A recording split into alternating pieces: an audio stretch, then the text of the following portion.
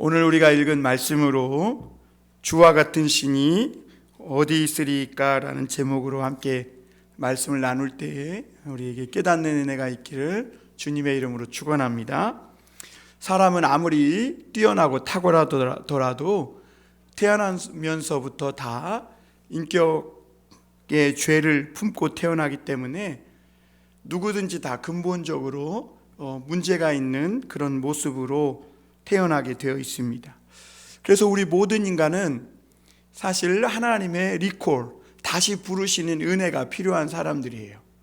그래서 하나님이 우리를 다시 리콜 하실 때, 부르실 때에 우리가 우리 자신을 하나님께 내어 맡기기만 하면 하나님은 우리 인생의 모든 문제의 원인이 되는, 그리고 우리를 죄악의 멸망으로 끌고 가는 이 근본적인 문제를, 이 죄의 문제를 깨끗이 없애주시고 새 사람으로 새롭게 고쳐주시고 치유해 주시고 축복해 주시는 분이신 겁니다.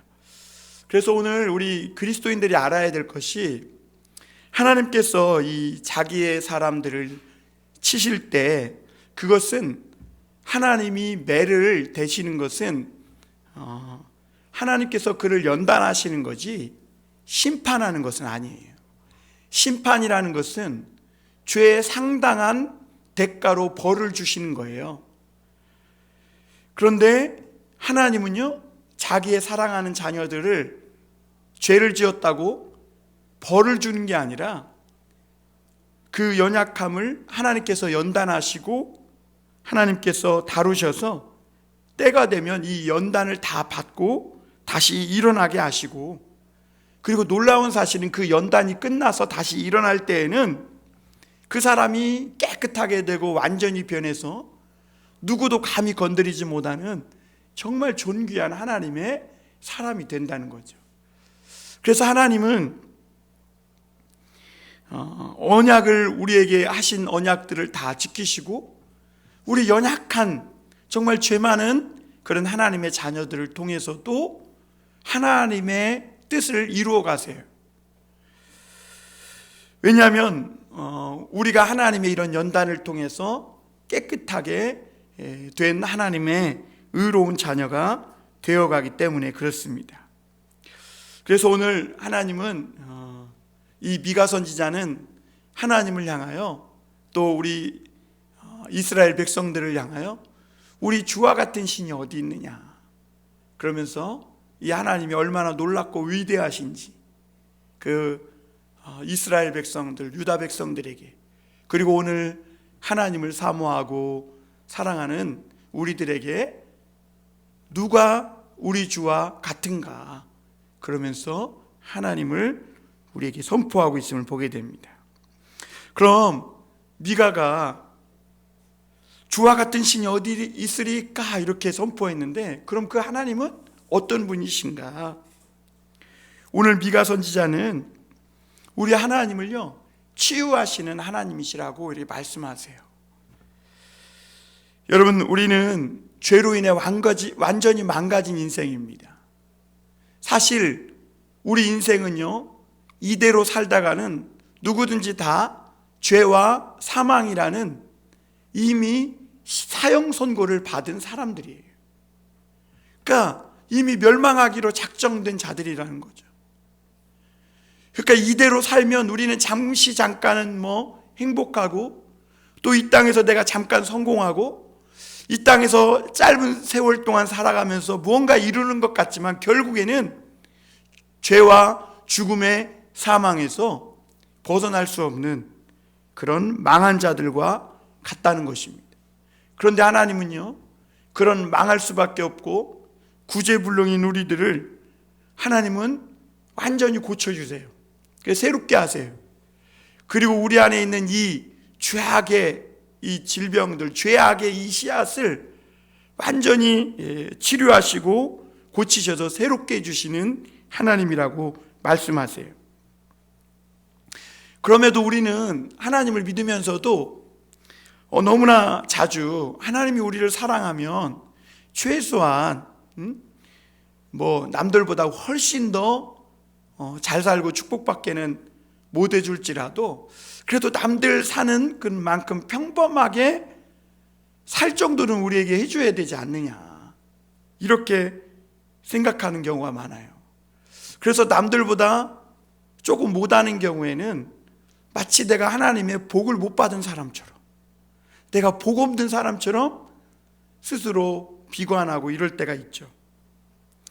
그런데 우리 믿는 사람들이 알아야 될 것이 뭐냐면, 왜 하나님께서 우리 믿음의 사람들을 저 믿지 않는 세상 사람들보다 더 겉으로 볼 때 더 잘 살고 더 마치 축복을 많이 받은 것처럼 모든 부족한 것 없이 다 풍성하게 이렇게 누리며 살도록 하지 않으시는가? 그것은 하나님이 중요하게 여기시는 것이 우리 인간이 중요하게 여기는 것과 그 기준이 다르기 때문에 그래요. 우리 믿는 사람일지라도 되게 많은 사람들이 중요하게 생각하는 게 뭐냐면 남들보다 앞서가는 거예요. 그래서 신명기 28장에 있는 기도, 늘 머리가 되고 꼬리가 되지 말게 하시며, 이 기도를 굉장히 좋아해요. 그 뒤지지 않는 것, 남들보다 뒤지지 않는 게 엄청나게 중요합니다. 그래서 남보다 조금 뒤지면 굉장히 불행하다고 생각해요. 그리고 마치 하나님께 복을 받지 못한 사람처럼, 그게 아닌데도 그렇게 생각하는 경우가 많아요.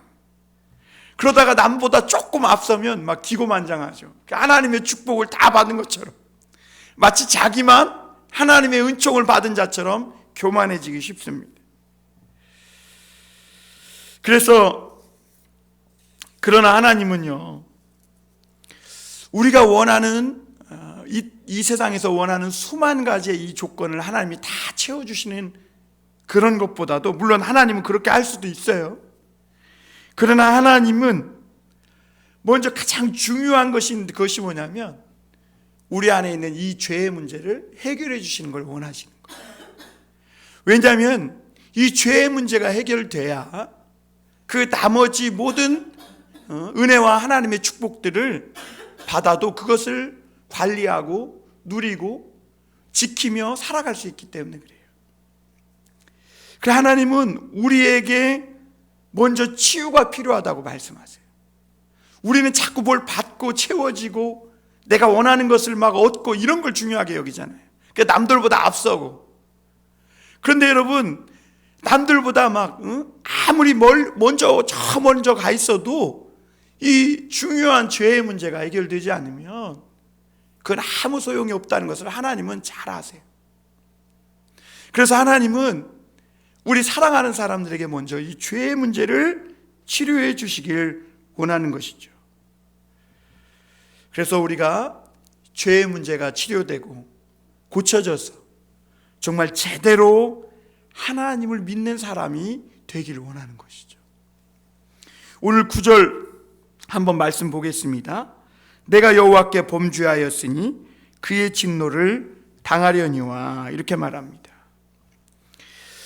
미가 선지자는 내가 하나님 앞에 범죄하였다, 그래서 진노를 당한다, 이렇게 말합니다.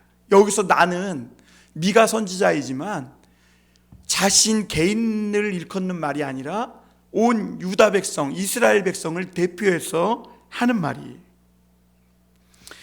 지금까지 이 미가 선지자는 유대 백성이 당한 많은 환난, 그리고 또 앞으로 당할 많은 환난들을 이야기하면서 그 환난과 그 고난이 그들이 죄를 범해서 심판을 받는 것이라고 이야기했어요.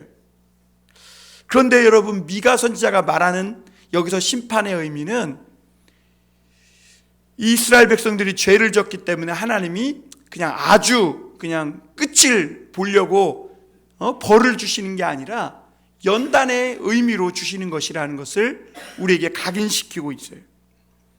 물론 우리가 죄가 없으면요, 연단도 필요 없고 고난도 필요 없어요. 그냥 하나님의 축복만 받으며 살 수 있어요. 그러나 모든 인간은 태어나면서 죄인이에요. 그래서 성경은 모든 사람이 범죄하였으며 하나님의 영광에 이르지 못하더니 그랬어요. 그래서 이 범죄한 인간에게 정해진 것은 죽음과 심판뿐이에요. 그런데 오늘 말씀은요, 하나님이 이 고난과 연단을 이스라엘 백성들에게 주시는 것은, 이것은 죄에 대한 심판으로 이제 끝을 보려고 주는 것이 아니라 연단의 의미로 주시는 거라는 거예요. 다시 말하면 주님은 이걸로 이제 넌 끝이야 하고 끝내버리는 게 아니라 이 고난과 연단을 통해 이 하나님의 백성들이 죄인임을 깨닫게 하시고 하나님만 믿도록, 다른 것 의지하는 것 다 내려놓고 이 고난을 통해 하나님만 믿고 의지하도록, 그래서 하나님께로 끌어당기기 위해서 하나님이 연단의 의미로 주시는 거라는 거죠. 그런데 여러분, 인간이 얼마나 어리석은지요. 이런 고난과 연단을 받아도요, 그냥 재수없다고 생각하고 그냥 내가 잘못해서 그렇지, 그냥 우연히 이런 일이 있을 수 있지, 이렇게 생각하지 내가 죄인이라는 그런 사실을 잘 깨닫지 못해요. 그래가지고 되게 믿는 사람들조차도요, 어떤 어려움이 닥치면 당장 이 어려움만 해결하려고 하지, 하나님 앞에 내가 얼마나 큰 죄인인지 그것을 잘 깨닫지 못해. 그래서 이 어려움만 어떻게든지 해결해 보려고 그냥 하나님 앞에 어떨 때는 얄팍한 기도를 드리기도 하고, 하나님 지금 이 어려움만 좀 뛰어넘게 해주세요. 그러면서 하나님 앞에 막 나가서 그냥 하나님을 의지해요. 그런데도 하나님은요, 사실 이게 제대로 된 믿음도 아닌데 그것을 참 믿음으로 보시는 거예요. 그리고 너무 좋아하시는 거예요. 그렇게라도 연단과 고난을 통해 하나님께 돌아와서 하나님 앞에 이 당장의 어려움만 해결할 수 있도록 해달라고 기도하는데도 그것을 믿음으로 보시고, 참 그런 우리들을 새로운 사람으로, 새로운 믿음의 그런 하나님의 사람으로 빚어가시고 깨끗하게 만들어 가신다는 거죠. 여러분, 그럼에도 우리는 이런 어려움들을, 인생의 고난과 환난을 만나면 하나님의 사랑을 얼마나 자주 의심하고, 야, 기독교 신앙이 정말 맞는 것인가, 내가 지금 제대로 믿고 있는 것인가, 엉터리는 아닌가, 이런 회의를 하고 의심할 때가 많아요. 그래서 오늘 말씀을 보면요, 하나님은 연단도 주시지만 우리 믿는 자들이 너무 실망하지 않도록 하나님이 때로는 우리를 위해 논쟁도 해주시고 갚아주세요. 그 갚아준다는 것은 신원해 주신다 그래요.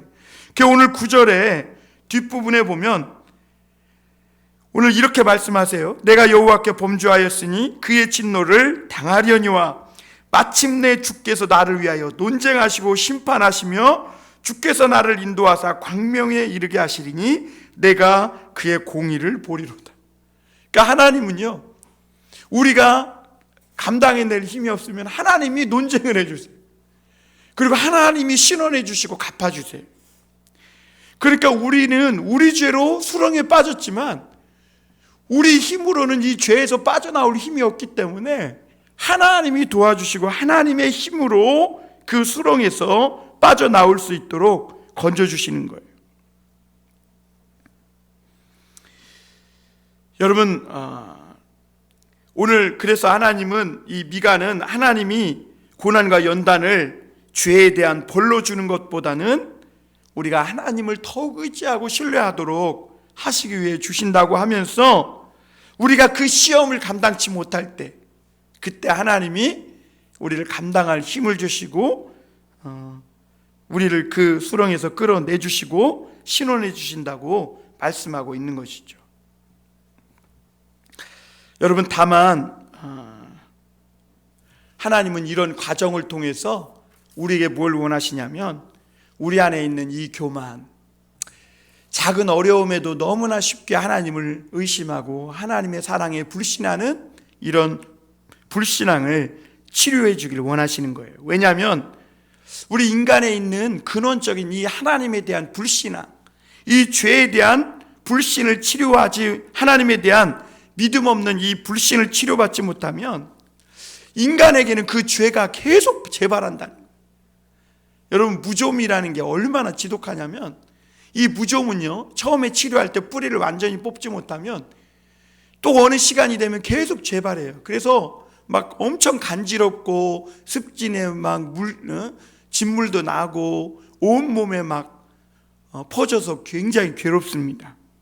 그러듯이 우리가 태어날 때부터 갖고 있는 이 죄의 근본적인 이 문제, 하나님을 향한 불신과 하나님의 사랑에 대한 의심, 이런 죄에 대한 불신을 치료받지 못하면 아무리 모든 축복을 다 받아도 그 받은 것들을 다 뒤집어 엎고 망하기까지 그렇게 넘어진다는 거예요.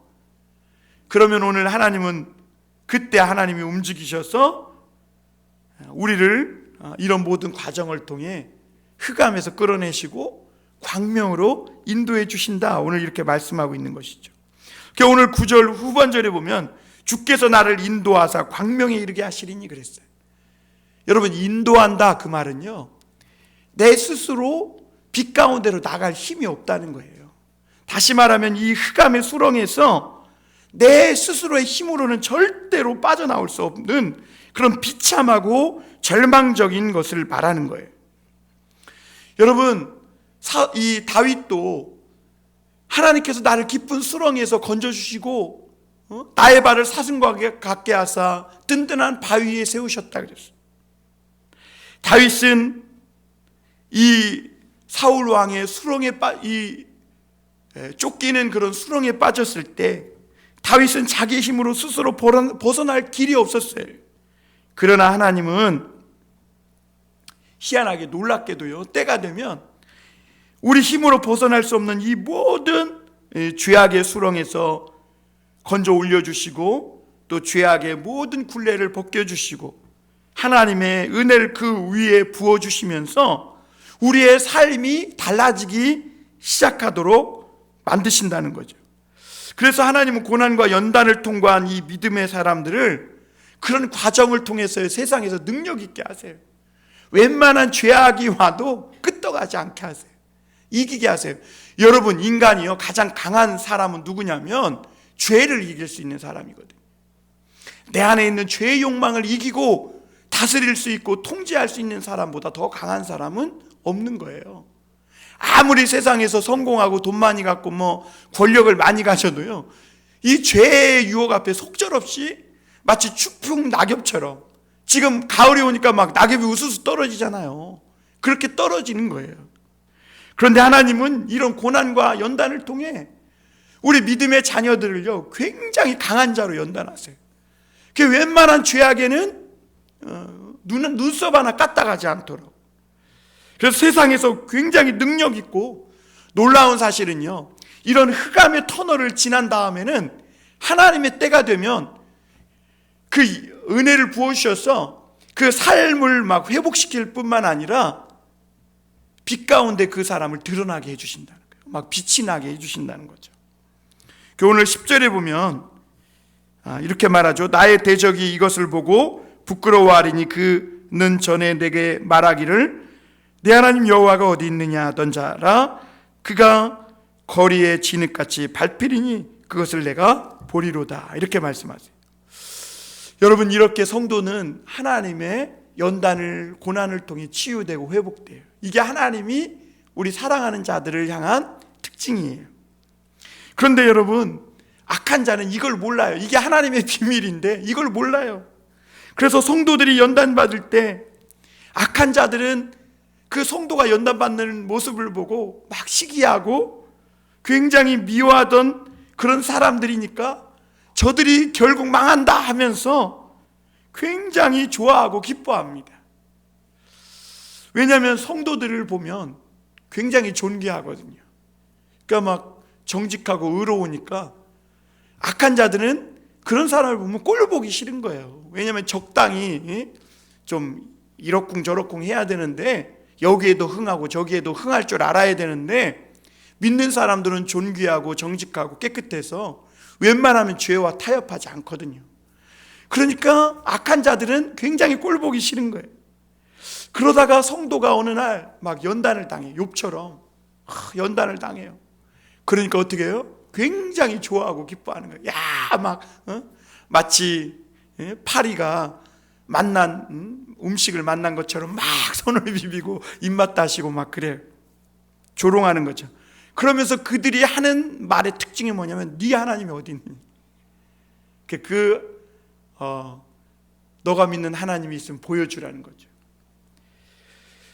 이 말의 참된 의미는 뭐냐면 네 믿음, 내 신앙의 엉터리라는 겁니다. 너를 한번 보라는 것이죠. 내가 믿는 하나님이 있으면 너가 그렇게 되겠느냐. 그러면서 내가 믿는 하나님은 없다. 이렇게 조롱하는 거죠. 그러나 때가 되면요, 망했던 이 하나님의 백성을 하나님은요 당당히 일어나게 하세요. 하나님은 이런 시간들을 통해서 하나님의 백성을 연단하시지만 이런 걸 통해서 또한 사단이 모르는 방법으로 하나님이 사랑하시는 자들을 구원해내시는 거죠. 깨끗하게 하시는 거예요. 그리고 마침내 하나님이 그 흑암 속에서 다시 하나님의 성도들을 일으키실 때 이 악한 자들은 부끄러워 입을 막을 수밖에 없다는 거예요. 그리고 그들은 살아계신 하나님을 인정하지 않을 수밖에 없다는 거예요. 왜냐하면 성도가 그 연단을 통과한 후에는 너무나 깨끗하고 너무나 의로운 하나님의 이 자녀로 태어난 것을 보고 이 악한 자는 꺼리도 못 찾고 말도 못 꺼내는 것이죠. 하나님은 이토록 우리 안에 있는 이 죄의 문제를 깨끗하게 치료해 주시는 하나님이세요. 그래서 여러분, 고난이나 연단이 와도 내가 지금 흑암과 같은 상황에 처해 있어도 낙심할 필요가 없어요. 우리는 완전히 망했다고 생각하지만 때가 되면 하나님은 당당히 일으키시고 우리를 완전히 하나님을 제대로 믿는 수술을 하신 후에는 거기에 복을 주시는 것이죠.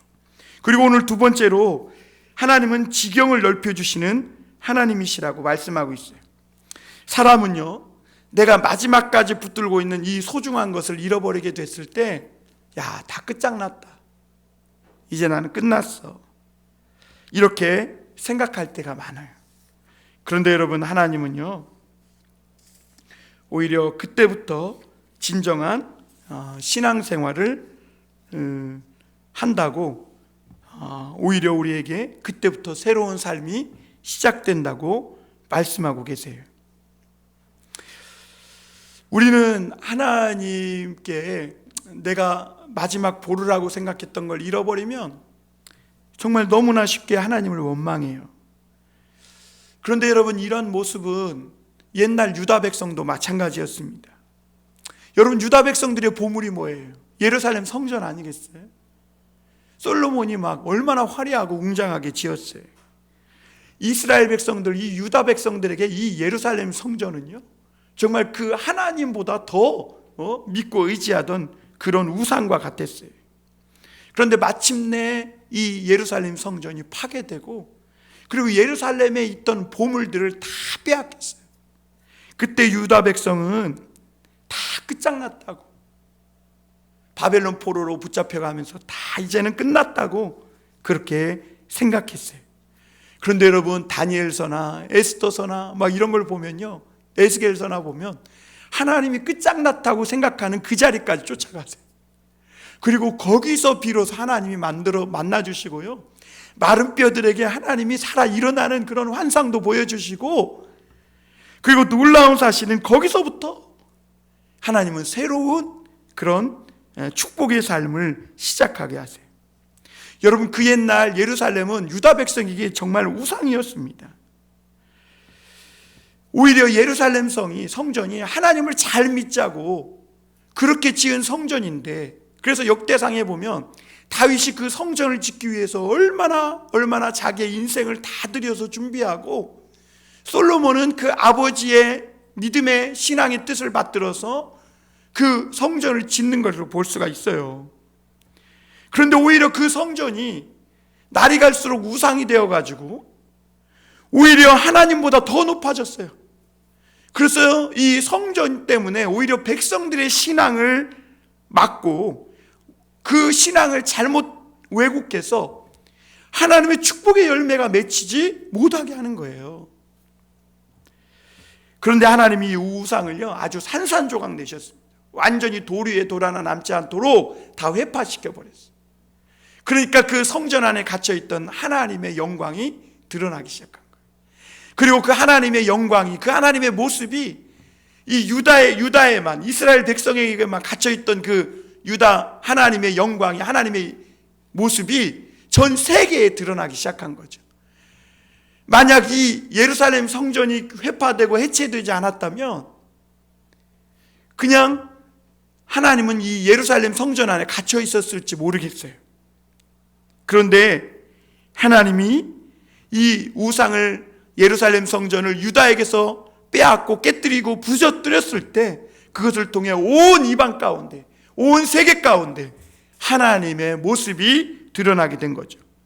여러분, 막달라 마리아도 자기에게 있는 값비싼 향유옥합을 예수님의 발 앞에 깨뜨렸을 때 예수님의 장례를 준비하는 믿음의 큰 그릇이 더 넓어진 믿음의 그릇이 더 넓어진 여인이 될 수 있었음을 볼 수가 있습니다. 여러분, 우리가 집착하고 있는 것들을 내려놔야 됩니다. 여러분, 아내는 남편을 집착하면 내려놔야 돼요. 남편도 마찬가지. 그리고 자녀들을 집착하면요 내려놔야 됩니다. 그래야 믿음의 그릇이 더 커지는 거예요. 우리는 집착하고 있는 것을 내려놓을수록 우리의 믿음의 그릇이 넓어집니다, 여러분. 그래야 그 사람을 통해서 그 집착했던 것에 가려져 있었던 그 하나님의 모습이 드러나는 거예요. 유다는 사실 예루살렘 성전을 잃어버렸어요. 그러나 그들은 살아계신 하나님을 얻었어요. 하나님 때문에 손해보는 것, 예루살렘 성전이 다 무너지고 깨졌어도 절대 손해보는 것 아닙니다, 여러분. 오늘 12절에 보면 하나님이 그들의 지경을 얼마나 넓히셨는지, 자 11절 볼까요? 11절 12절.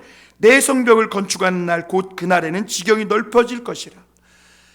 비록 이 예루살렘 성전은 무너졌지만 그 안에 하나님을 향한 진정한 예배가 세워질 때 그 지경이 넓혀지는데 어느 정도까지냐? 12절에 보면 그날에는 아수르에서 애굽 성읍들에까지, 애굽에서 강까지, 이 바다에서 저 바다까지, 이 산에서 저 산까지 사람들이 내게로 돌아올 것이라. 놀랍죠? 그동안은 유다 백성 안에 갇혀 있었던 하나님의 백성들이 이제는 애굽에서 아수르까지라는 것은 당시 온 세계를 말하는 거예요. 이 바다에서 저 바다까지는요 5대양 6대주를 말하는 거예요. 그러니까 온 세계 사람들이 하나님 앞에 돌아올 것이다, 이렇게 말해요. 당시 유다 백성들은요 가난과 전쟁으로 세계 곳곳으로 노예로 팔려갔어요. 그런데 예루살렘 이 성전이 다시 세워질 때, 하나님의 은혜로 다시 세워질 때 노예로 팔려갔던 모든 사람들이 다 돌아올 것이라고 말씀하고 있는데, 여기서 그들이 누구냐? 바로 우리라는 거예요, 우리. 그래서 유다 백성들이요 예루살렘 성전을 회파되고 바벨론 포로로 잡혀갔잖아요. 그 대가로 우리가 하나님 앞에 이방인들이 돌아오게 된 겁니다. 여러분, 오늘 우리도 마찬가지예요. 우리가 하나님 외에 집착하고 있는 것들을 깨지고 부서질 때 하나님은 우리를 통해 내가 생각하지도 못했고 내가 미처 꿈꾸지도 못했던 그 숨어 있었던 이방의 많은 사람들이 주 앞에 돌아오게 하시고 지경을 굉장히 넓혀주십니다. 여러분, 집착하는 걸 내려놔야 됩니다. 하나님이 왜 우리를 자꾸 깨뜨리고 부서뜨리느냐? 우리 믿음의 지경을 넓혀주시기 위한 거예요. 여러분, 예루살렘 성의 사도들이 하나님의 말씀을 듣고도 계속 예루살렘에 머물러 있을 때 하나님은 환난을 주셔서 예루살렘의 환난과 핍박을 통해 흩어지게 하셨어요. 그래서 사도 바울과 바나바를 통해 안디옥에 교회를 세우게 하셨고, 안디옥 교회를 통해 이방의 유럽과 그 로마까지 하나님의 복음이 증거되게 하셔서 그때 감히 유대인들은 상상하지도 못했던 많은 이방의 많은 민족들이 주 앞에 돌아오게 됐고 세계 곳곳에 하나님의 교회가 세워지고 했던 것을 볼 수가 있습니다. 여러분, 유다 백성들은요, 성전이 무너지고 세계 속에 팔려가면서 끝장났다고 생각했어요. 그런데 여러분, 그때부터 말씀의 부흥운동이 일어난 거예요. 그들은 가는 곳마다 회당을 세우고 말씀의 부흥운동을 일으켰는데 그것이 오늘날 교회의 시초가 된 것이죠. 만약 예루살렘이 무너지지 않았다면 그들은 하나님을 언제까지나 이 예루살렘 안에 가둬놓았을 겁니다. 그러나 예루살렘이 무너지면서 온 세상의 주인이신 이 하나님의 영광이, 그 임재가, 그 모습이 온 천하 세계 만국에 드러나게 된 것이고, 오늘 저와 여러분에게까지 그 하나님이 우리에게 찾아오신 것이죠. 마지막으로 한 가지 더 볼 것은, 놀라운 방법으로 하나님은 우리를 구원하시고 사랑하시는 하나님이시라는 거예요. 예수님은 우리가 마태복음 12장에 보면 귀신 들린 자를 고쳐주셨을 때 바리새인들과 서기관들은 예수님을 비난했어요. 귀신의 왕 바알세불을 힘입어서 귀신을 쫓아낸다는 거예요. 그랬더니 예수님이 귀신이 귀신끼리 싸우면 그 집이 서겠느냐 하면서 강한 자가 와서 결박하고 난 후에야 그 집의 세간을 빼앗을 수 있다, 이렇게 말씀하신 거죠. 애굽의 노예였던 이스라엘 백성들이 출애굽한 것은 우연이 아니라 하나님께서 그 백성들을 강한 바로의 손에서 뺏어내셨기 때문에 구원해낸 거예요. 바로도 강하지만, 바로는 당시 모든 제국의 왕이었지만, 그러나 왕 중의 왕이신 하나님, 강한 오른팔이 이 기적을 통해서 애굽에서 하나님의 백성들을 이끌어낸 거죠. 그리고 오늘 15절에 보면 이렇게 말씀하세요. 이르시되 내가 애굽 땅에서 나오던 날과 같이 내가 그들에게 이적을 보이리라 하셨느니라. 그래서 하나님은 오늘 또 한 번 출애굽의 기적을 일으키겠다고 말씀하세요. 그 옛날 모세를 통해 엄청난 능력으로 애굽 백성들을 꽁꽁 묶고 꼼짝 못하게 했던 이 바로의 손에서 하나님이 건져내시고 구원해 주신 이 기적을 또 한 번 일으키시겠다. 그것은 뭘 말하냐면, 예수님을 통해서 예수님이 십자가에서 죽으심으로 사단의 세력에 묶였던 모든 죄인들을 해방하고 구원하시겠다는 이 놀라운 이 계획을 말씀하고 계신 것이죠. 여러분, 역사적으로 보면 놀라운 위대한 해방들이 있었어요. 미군의 흑인들은 노예였는데 남북전쟁을 통해 이 흑인들이 해방되었어요. 그리고 우리나라도 일제 압제에서 해방되었는데 우리 힘으로 해방된 게 아니라 미국이 원자폭탄을 나가사키와 히로시마에 터뜨림으로 일본이 항복하고 우리나라가 일제의 손에서 해방이 된 거예요.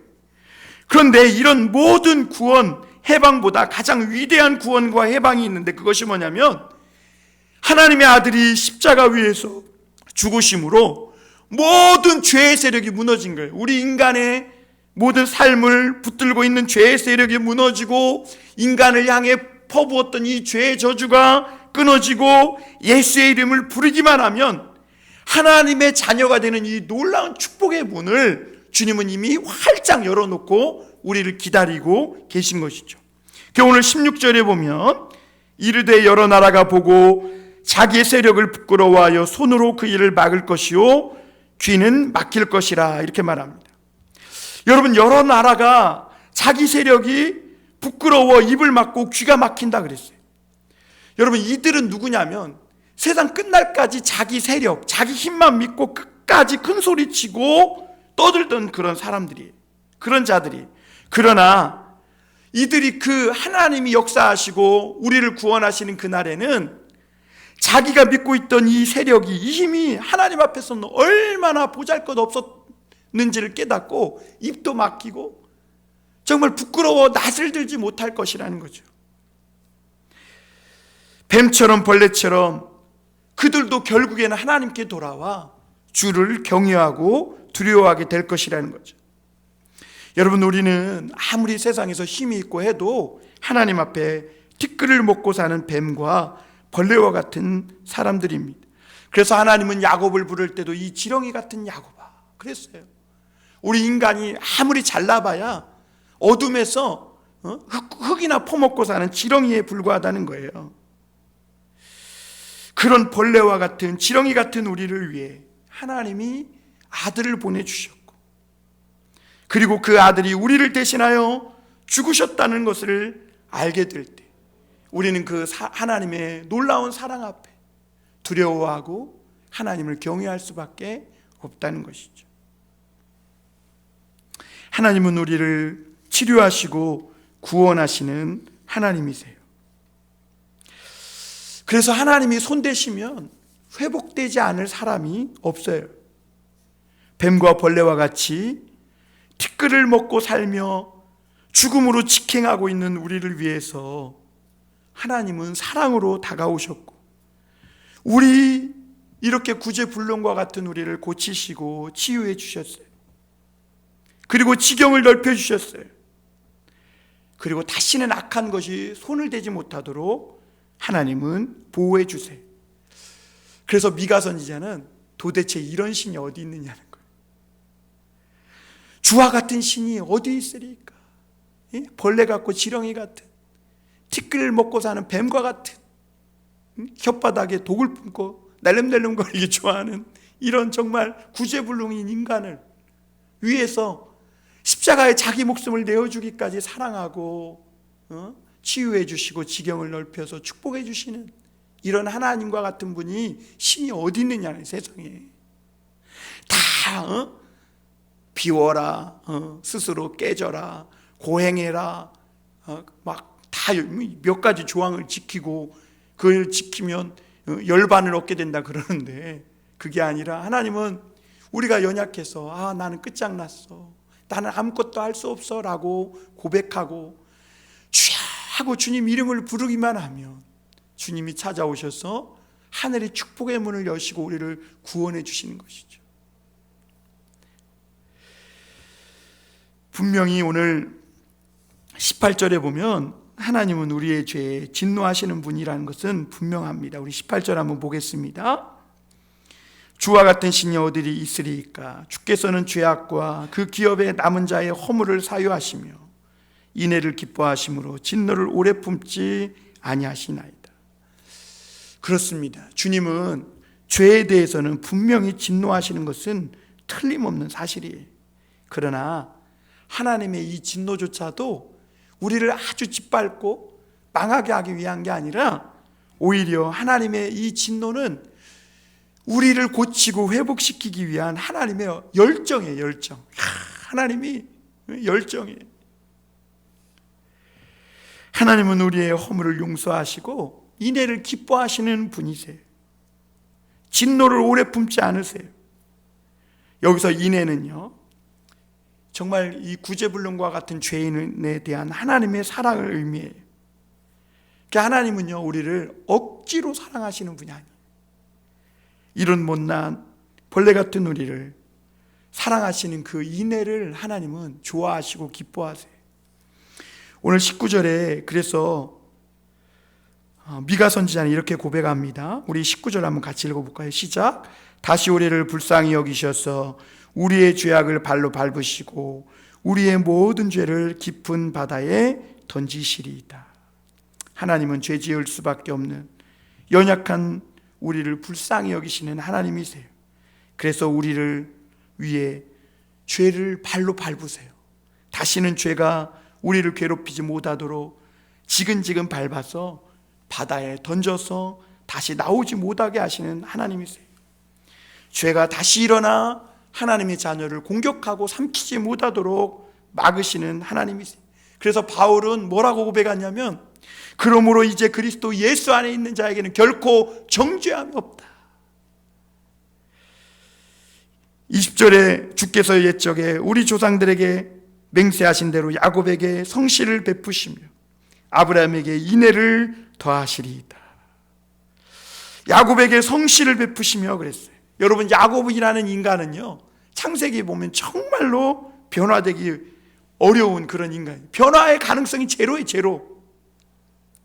그렇게 고난당하고 그렇게 뼈가 부러져도 하나님 앞에 변화될 줄 모르는 인간. 그런데 하나님은 그런 야곱을 연단하셔서 결국엔 이스라엘로 만들어요. 그러니까 하나님의 성실하심이 야곱의 사기꾼 기질을 삼켜버리시는 거예요. 사기꾼 기질보다 하나님의 성실하심이 훨씬 더 끈질기고 집요한 거죠. 여러분, 오늘 뱀이나 벌레 같은 우리를 끝까지 사랑하시고 아들을 내어주신 하나님의 그 사랑을 우리가 깨닫고 두려워할 줄 알고, 오늘 주 앞에 나아갈 때 하나님이 우리를 큰 은혜와 사랑으로 축복해 주시는 하나님을 믿으시고, 오늘 하나님이 저와 여러분들을 위해 자신을 내어주신 분이심을 깨닫고 그 하나님의 사랑을 의지하며 주와 같은 신이 어디 있으리까 주님 하며 고백하며, 그렇게 하나님의 은혜 속에 기쁨과 즐거움으로 주만 의지하며 살아가는 복된 성도들 다 되시기를 주님의 이름으로 축원합니다. 기도하겠습니다.